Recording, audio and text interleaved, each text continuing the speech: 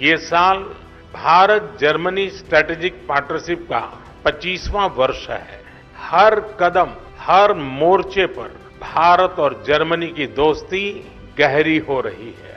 अब आने वाले 25 वर्ष इस पार्टनरशिप को नई बुलंदी देने वाले हैं। हम ये देख रहे हैं कि इस दौर में हर कोई दौड़ा भागा चला जा रहा है इंडिया की तरफ। दोस्तों, जर्मनी के चांसलर ओलाफ शॉल्ज जो है वो दिल्ली में है और बड़ा टाइट शेड्यूल है जी इंडियन लीडरशिप का। अभी मैं डॉक्टर जयशंकर भी कुछ घंटे पहले ही इंडिया पहुंचे हैं। इंडिया ने इसके ऊपर काम किया है। इंडिया ने अपने आप को इतना कैपेबल किया है कि दुनिया उसके पास आए। उसने वो एक बहुत बड़ी मार्केट है, वो 2 अरब की मार्केट है।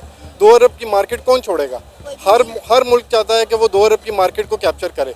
चाइना वहाँ पर कामयाब नहीं हो सका क्योंकि इंडिया ने पॉलिसी ऐसी बनाई कि buy Indian be Indian buy India. हम क्यों इंडिया की तारीफ करें? वो करता करे, वो बढ़ता बढ़े, हमें इसे क्या? वो हमारा दुश्मन है, खुला दुश्मन है, आज भी दुश्मन है, आज भी दुश्मन है। भाई वो देखे, हमें इंडिया ने रावी बंद कर दिया, फलाना बंद कर दिया। वो छोड़ता पानी तब हम कहते हैं इंडिया ने पानी छोड़ दिया। वो दोस्त तो नहीं, डैम क्यों नहीं बनाते?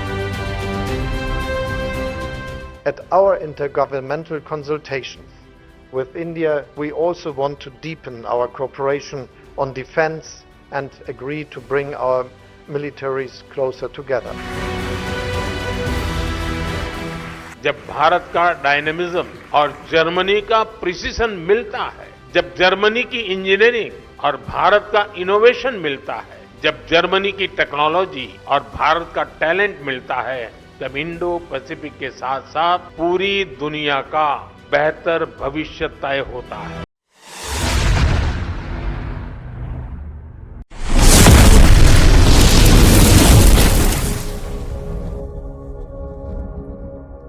जर्मनी और इंडिया की डिफेंस पार्टनरशिप बड़ी तेजी के साथ बढ़ रही है और जर्मनी ने इंडिया को स्पेशल स्टेटस भी दे दिया है फॉर द मिलिट्री परचेजिंग।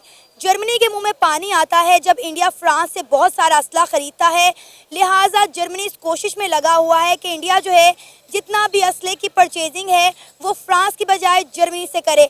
अभी इंडिया को 6 सबमरीन चाहिए जिसके लिए पूरे यूरोप के जो चांसलर हैं, यहाँ तक कि उनके वजीर आजम जो हैं वो इंडिया के अंदर लाइन में लगे हुए हैं और ये चाह रहे हैं कि इंडिया उनके साथ डील करे। आज के इस दौर में पूरी दुनिया इंडिया की तरफ भाग रही है, इंडिया की तरफ दौड़ रही है क्योंकि हर मुल्क ये चाहता है कि वो इंडिया के साथ ट्रेडिंग करे, इंडिया के साथ डीलिंग करे, इंडिया के अंदर इन्वेस्टमेंट करे। इसीलिए जर्मनी ने इंडिया को स्पेशल स्टेटस भी दे दिया है फॉर द मिलिट्री परचेजिंग। और जर्मनी ने इंडिया को स्पेशल स्टेटस दे दिया मिलिट्री परचेज के लिए। वैसे तो ये स्पेशल स्टेटस फॉर डील्स और ख़ास तौर पर जो मिलिट्री डील्स हैं उसके लिए दिया गया है। इंडस वाटर ट्रीटी साइन हुई थी इंडिया और पाकिस्तान के दरमियान। 3 दरिया हमारे, 3 उनके। पाकिस्तान इसको भी आंखें ना दिखाए, पाकिस्तान इसको भी आंखें ना दिखाए।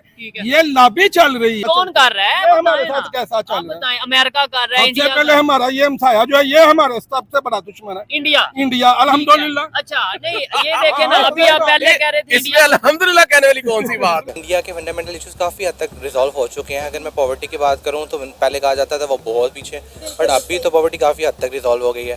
अदर देन डैट वहाँ पे आईटी हब है, वहाँ का जो लिटरेसी रेट है वो पाकिस्तान की निस्बत बहुत ज़्यादा आगे जा चुके हैं। तो इंटरनेशनल लिंकेजेस के लिए जो इंपॉर्टेंट चीज़ें ये होती है कि आपके फंडामेंटल चीज़ें पूरी हो जाएं। हमारी कंट्री अभी उसी में स्ट्रगल कर रही है। जर्मन्स के मुंह में पानी आता है जब वो देखते हैं कि इंडियन प्राइम मिनिस्टर जाता है जाके फ्रांस से चीजें खरीद लेता है। ये सिर्फ मिलिट्री डील्स नहीं है, सिर्फ आर्म डील्स नहीं है, बल्कि इसके पीछे बहुत कुछ है। इसके बैकग्राउंड में आप देखें तो इतना बहुत कुछ है कि लगता है, बल्कि ये कहा जा रहा है कि this is new era of partnership. हमें इंडिया का साथ इशू होगा, ईरान अफगानिस्तान के साथ क्या इशू है? हमारा बॉर्डर है ना, हमारे सारे हमसाये हमसे नाराज है। क्यों? इंडिया है, मोदी जी ये वहां पे गए, रशिया गए। जब उसको अटेंड करके भी वापस आ रहे थे तो जर्मन चांसलर, जर्मन कौन है? यूरोपियन है, ठीक है। अब वो जर्मनी के चांसलर ने फोन किया कि मोदी साहब आप वापस कब आ रहे हैं? उन्होंने कहा यार मैंने रेस्ट करने का। नहीं मैंने आपसे मिलना है। अच्छा। एक तरफ ये कहा जाता है कि ये उसके अगेंस्ट है, ठीक है। अब मोदी साहब वहां से सेम डे जर्मन चांसलर अपनी पूरी कबीना बंदों के साथ मोदी साहब को मिलने इंडिया आ गया। हम असल में आपस में एक दूसरे के साथ कंपटीशन कर रहे हैं, जबकि हमें दुनिया के साथ कंपटीशन करना चाहिए। असल मसला ही हमारा ये है कि हम एक तो फिरकावारियत में बदल आगे कुछ सियासी बैकग्राउंड्स में एक दूसरे के साथ मुकाबले शुरू कर दिए, जबकि असल में हमारा अपना मुकाबला तो है ही नहीं। हम सारे वी आर पाकिस्तानीज, तो असल हमारा कंपटीशन था दुनिया के साथ, हम दुनिया के साथ compete कर ही नहीं रहे। एक तो ये कि जर्मनी ने एक बड़ा काम ये किया है कि भारत को स्पेशल स्टेटस दे दिया। ये बड़ी खबर है कि जर्मनी ने इंडिया को स्पेशल स्टेटस दे दिया है और पूरी दुनिया उसकी तरफ आ रही है, तो जर्मनी क्यों नहीं आएगा? जर्मनी चाहता है कि वो अपनी चीज़ें वहाँ पर भेजे, और जर्मनी जो है वो छोटी चीज़ें तो नहीं बना रहा। जर्मनी का आप देख रहे हैं कि जितनी भी बड़ी मशीनरी है, ऑडी है, BMW है, मर्सिडीज़ है, सारी जर्मनी बनाता है, और असला बना रहा है, टैंक बना रहा है, सबमरीन बना रहा है। तो उसके लिए तो एक सबसे बड़ी मार्केट है इंडिया, जहाँ पर वो सेल कर सकता है। ठीक है, दूसरे पाकिस्तान है, पाकिस्तान से अगर कोई ऑफर भी करेगा तो वी विल आस्क देम कि यार हमें इसको क्रेडिट पे दे दो और हम 100 साल बाद पेमेंट कर देंगे, और जो हमारी क्रेडिबिलिटी है शायद हम पेमेंट भी ना करें। और जर्मन चांसलर भी आ गए हैं और सुनने में आ रहा है इनके बाद स्पेन के वजीर आजम भी आ रहे हैं ताकि वो डील लेके जा सके। ऐद बने। जर्मन ये चाहता है कि उसका रिलायंस चाइना पर कम हो और चाइना से हटकर वो पूरे तरीके से डिपेंड कर सके इंडिया पर। देखे ना, ये इंडिया की एक पॉलिसी आप अपने ज़हन में देखे ना, क्या इंडिया हमारी फेवर में होता। अच्छा, इंडिया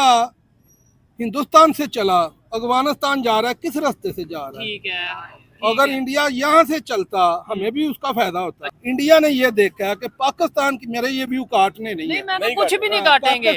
पाकिस्तान की हालत ये है कि वो तीसरे इलाके से चल के छठे इलाके में जा रहे हैं, बीच में जो 1-2 इलाका हम है, हमें वो पीछे कर गए, इग्नोर कर रहे हैं, इंडिया वाले इग्नोर कर रहे हैं। आपको ये दुख हो रहा है कि पाकिस्तान को क्यों नहीं अंदर ले रहे, पाकिस्तान को पैसे क्यों नहीं आ रहे? जर्मनी की एक कंपनी है TKMS, वो एक स्पेनिश फर्म है नवांतिया, उनके साथ compete कर रही है बिकॉज इंडिया को 6 सबमरीन चाहिए जिनकी हजारों करोड़ रुपए जिनकी वर्थ है। और जर्मन चांसलर भी आ गए हैं और सुनने में आ रहा है इनके बाद स्पेन के वजीर आजम भी आ रहे हैं ताकि वो डील लेके जा सके। ऐद बने।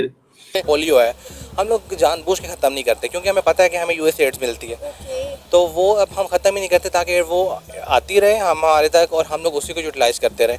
इस तरह के ना कुछ मेजर इश्यूज़ है, ये बहुत बड़े इश्यूज़ हैं।